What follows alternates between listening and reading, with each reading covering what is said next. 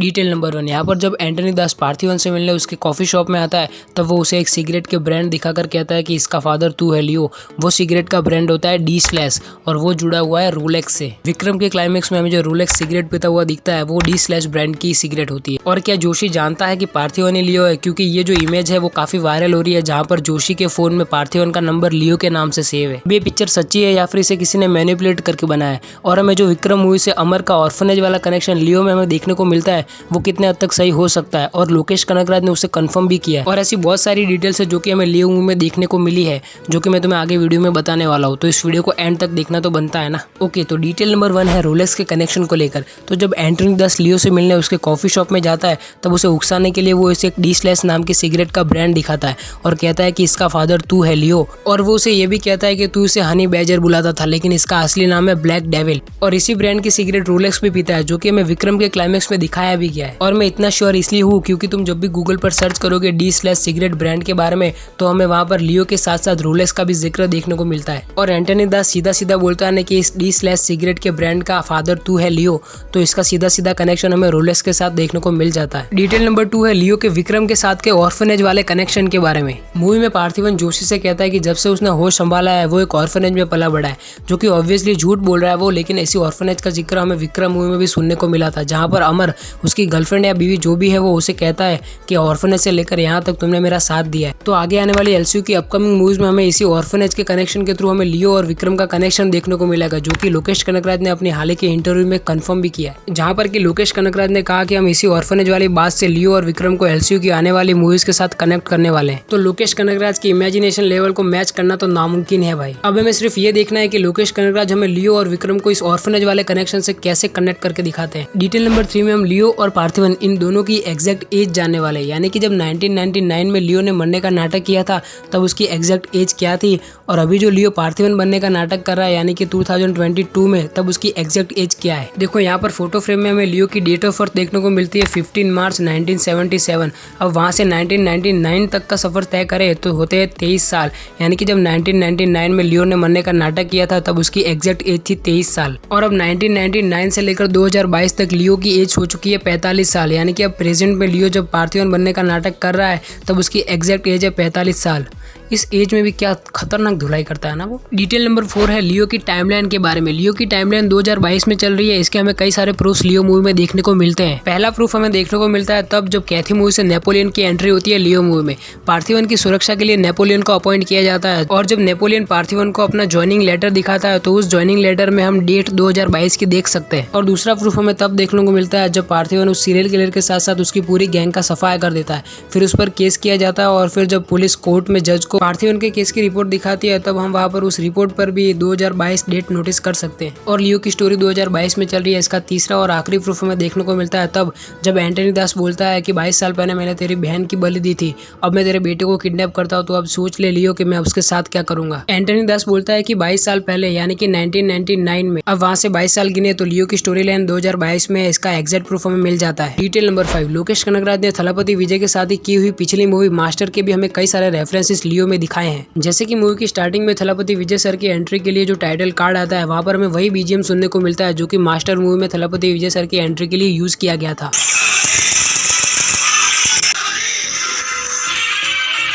दूसरा रेफरेंस हमें तब देखने को मिलता है जब पार्थिवन कॉफी शॉप में सीरियल किलर और उसकी गैंग को गोली से उड़ा देता है, फिर वो उसकी फैमिली की वजह से डर जाता है और टेंशन में आ जाता है, और वहाँ पर जो बैकग्राउंड इफेक्ट का यूज किया गया है वही बैकग्राउंड इफेक्ट का यूज हमें मास्टर मूवी में भी देखने को मिला था। वैसे तो ये फास्ट वाला बैकग्राउंड इफेक्ट वीडियोस को फनी बनाने के लिए यूज किया जाता है, लेकिन यहाँ पर सीन की इंटेंसिटी को बढ़ा रहा है। और सिर्फ यहाँ ही नहीं, मास्टर मूवी में भी एक इंटेंस सिचुएशन के बाद ही इस इफेक्ट को यूज किया गया था। इन दोनों मूवी के एडिटर और डायरेक्टर साहब को तो मानना पड़ेगा, सभी एक्शन मूवीज के दीवाने लोकेश कनगराज को तो मानते ही है।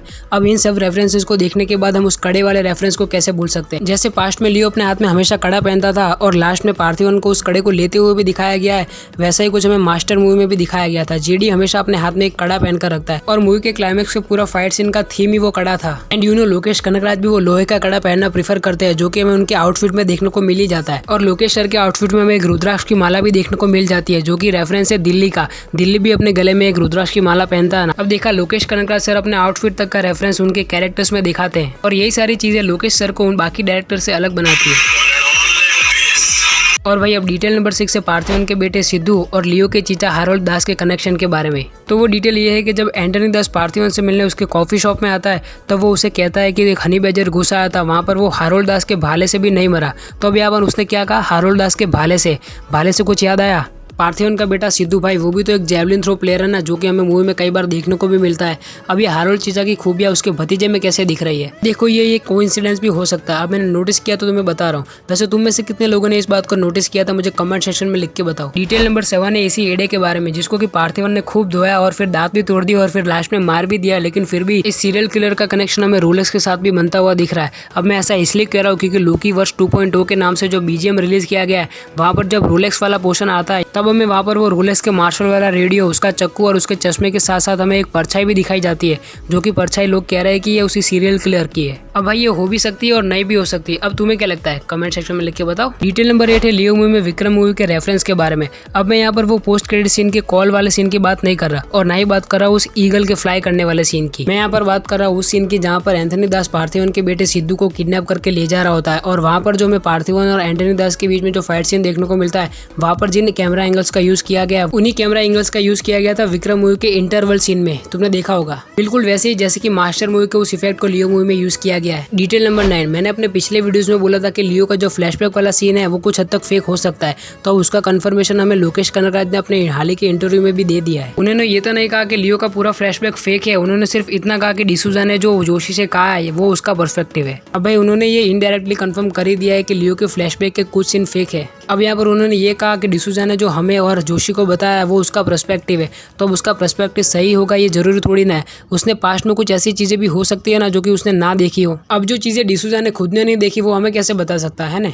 डिटेल नंबर 10 भी है डिसूजा को लेकर। डिसूजा जोशी से कहता है कि 1999 में लियो को गोली लगी थी और पार्थिवन जोशी से कहता है कि वो 20 साल से इस शहर में है, तो फिर 1999 से लेकर 20 साल यानी कि 2002 तक वो कहाँ था। इस बात से एक बार और श्योर हो गया कि लियो का फ्लैशबैक कुछ हद तक फेक है। अब बात करते हैं कि उन 2 सालों में लियो ने क्या किया होगा। अगर एंथनी दास ने सच में लियो को गोली मारी थी तो फिर उन 2 सालों में वो रिकवर हुआ होगा और फिर उसने अपनी बॉडी से वो मार्क्स हटाए होंगे सर्जरी के थ्रू। ऑब्वियसली क्योंकि आगे जाकर उसकी फैमिली को उस पर शक ना हो और किसी और को उस पर शक ना हो, इसलिए उसने वो ऑर्फनेज वाले सबूत तैयार किए होंगे, जैसे कि उसके बचपन की फेक फोटोज और ऑर्फनेज के सर्टिफिकेट वगैरह। डिटेल नंबर 11 अब मैं यहाँ पर ये कहूँ कि पार्थिवन सच बोल रहा है वो लियो नहीं है तो फिर तुम क्या कहोगे, जूतों से मारेगा ना मेरे को ये क्या बोल रहा है तू एड़ा हो गया क्या। उसने भी लास्ट में एक्सेप्ट कर ही लिया है ना कि वही लियो है, लेकिन नहीं भाई यहाँ पर एक ऐसा सीन है जहाँ पर उसको देख के लगता है कि नहीं वो सच बोल रहा था कि वो पार्थिवन ही है लियो नहीं है। वो वाला सीन ये है कि जब जोशी पार्थिवन को उसके बचपन के बारे में पूछ रहा होता है और पार्थिवन कहता है कि होश संभालने से लेकर 20 साल का होने तक वो एक ऑर्फनेज में पला बड़ा है और 20 साल का होने के वक्त ही वहाँ पर उसकी मुलाकात हुई थी सत्या के साथ और वहीं पर उसने उससे 2 दिन में शादी की थी। ठीक है, तो अब यहाँ पर ऐसा कैसे हो सकता है। 1999 में लियो की एज थी 23 साल,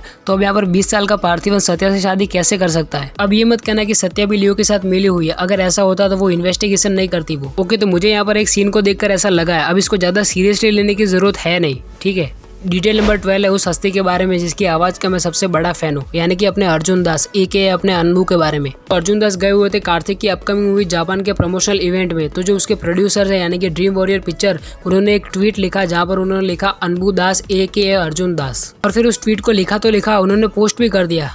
ये अभी क्या बोला मैंने, लिखा था तो पोस्ट तो करना ही था ना। चलो छोड़ो, बोल के मजा आया। तो अब उन्होंने यहाँ पर अनबू दास क्यों लिखा है, वो तो अड़ई कलम यानी कि अपने रंगा का भाई है ना, तो अब उनका कनेक्शन हमें हारोल्ड दास और एंटनी दास के साथ दिखाया जा सकता है क्या बताया भाई। अब ऐसा हो भी सकता है। अब उन्होंने ऐसा लिखा है तो कुछ ना कुछ तो सोच के ही लिखा होगा ना। अगर ऐसा सच में होता तो लोकेश कनगराज की अलग ही प्लानिंग चल रही है भाई। डिटेल नंबर 13 ने प्रोमो में दिखाए गए मूवी की स्टोरी लाइन के हिंट के बारे में, जो कि मैंने तुम्हें अपने पहले वीडियो में बताया था कि वो ट्रैप वाला और जो प्रोमो के लिरिक्स है उसके द्वारा हमें मूवी के हिंट दिया गया। लेकिन एक और ऐसी चीज है जिसके द्वारा हमें मूवी का हिंट दिया गया, वो ब्लडी स्वीट वाला डायलॉग, वो हमें प्रोमो के एंड में सुनने को मिलता है और वो हमें फर्स्ट हाफ में भी एंड में सुनने को मिल जाता है। डिटेल नंबर 14 लियो जो अपने हाथ में गन को रगड़ कर लोगों को गोली मारता है, वैसा ही कुछ सिनेमा में बुलेट ट्रेन मूवी में भी देखने को मिलता है। अब मैं इसे कॉपीड नहीं बोल रहा हूँ, इंस्पायर्ड भी हो सकता है। डिटेल नंबर 15 क्या तुमने नोटिस किया कि लियो के पूरे फर्स्ट हाफ में हमें लियो का टाइटल कार्ड तक देखने को नहीं मिला, हमें सिर्फ टाइटल कार्ड देखने को मिला अपने थलापति विजय सर का, पर जो कि इस मूवी का एक्चुअल टाइटल है वो हमें देखने को मिलता है इंटरवल के बाद, और वो भी खून से भरा हुआ, जो कि ये फोरशैडो कर रहा था कि अब से पार्थिवन की स्टोरी खत्म हो चुकी है और अपने दमदार लियो की स्टोरी शुरू होने वाली है, वो भी खून से भरी हुई। मतलब कि क्या मस्त ट्रिक का यूज किया ना लोकेश कनगराज सर ने। पूरे फर्स्ट हाफ में हमें ये बिल्कुल भी अंदाजा नहीं लगने दिया कि हमें एक लियो की स्टोरी देख रहे हैं, न कि पार्थिवन की। इसलिए कुछ लोग लियो के कैरेक्टर के साथ इतना कनेक्ट कनेक्ट नहीं कर पाए जितना कि पार्थिवन के साथ कर पाए। हम पार्थिवन की दुनिया में पूरा खो जाते हैं और उसके लिए दुखी भी होने लगते हैं यार। डिटेल नंबर 16 है इस मूवी के ऑर्डिनरी पर्सन गाने के बारे में। जैसे प्रोमो में हमें जो लिरिक्स सुनने को मिले थे वो मूवी की कहानी को फोरशैडो कर रहे थे, वैसे ही इस गाने के लिरिक्स पार्थिवन के कैरेक्टर को फोरशैडो कर रहे हैं। जैसे कि इस मूवी के लिरिक्स हैं कि मेरी पूरी जिंदगी इसी गाँव यानी कि इसी टाउन में है। तू मुझे पागल कहोगे लेकिन मुझे कोई क्राउन नहीं चाहिए, यानी कि उसे कोई ताज नहीं चाहिए, उसे कोई बड़ा आदमी नहीं बनना, उसे कोई गैंगस्टर नहीं बनना, उसे सिर्फ अपने परिवार के साथ छोटी सी जिंदगी जीनी है एक छोटे से गाँव में, और वो उसी छोटी सी जिंदगी में खुश रहना चाहता है। और अपने पार्थी का कैरेक्टर कैसा है, ऐसा ही तो है ना। तो अब बात करते हैं इस वीडियो की आखिरी डिटेल के बारे में, डिटेल नंबर 17 के बारे में, जो कि है कि अभी कई सारे रूमर्स फैल रहे हैं कि जोशी के फोन में पार्थिवन का नंबर लियो के नाम से सेव है। अब इसका मतलब ये हुआ कि जोशी लियो के बारे में जानता है, वो जानता है कि पार्थिवन ही लियो है। अब भाई लोग मैं तुम्हें बता दूं कि ये न्यूज़ पूरी तरीके से झूठ है, क्योंकि मेरे पास जो प्रिंट है वो थोड़ी अच्छी है। पता नहीं कौन ऐसी पिक्स को मैनिपुलेट करके फैला रहा है सोशल मीडिया पर। अब इसके बारे में तुम्हारा क्या कहना है तो मुझे कमेंट सेक्शन में लिख के बताओ। और अगर ये वीडियो तुम्हें पसंद आई है तो इस वीडियो को लाइक करके अपने दोस्तों के साथ शेयर भी कर देना, और इस चैनल को सब्सक्राइब करना तो तुम भूलेगे नहीं ना, भूलना भी मत, क्योंकि पिछली बार 97% लोग पकड़े गए थे।